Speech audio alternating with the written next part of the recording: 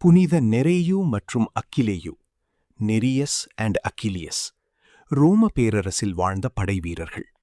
அவர்கள் கிறிஸ்துவை ஏற்றுக்கொண்ட பின் உலகியலான அதிகாரத்தையும் வன்முறையையும் விட்டு விசுவாசத்தில் நிலைத்தனர். தங்கள் நம்பிக்கையை மறுத்ததால் துன்புறுத்தப்பட்டு தியாகமடைந்தனர்.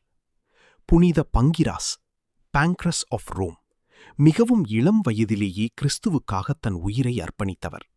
அவர் தைரியமாக தனது விசுவாசத்தை அறிவித்ததால் ரோமில் தியாகமடைந்தார். இந்த 3 பரிசுத்தர்களின் வாழ்க்கை நமக்கு ஒரு வலுவான செய்தி தருகிறது. வயது, நிலை, சூழ்நிலை எதுவாக இருந்தாலும் கடவுளுக்கான விசுவாசத்தில் உறுதியாக நிற்க வேண்டும். பிரார்த்தனை.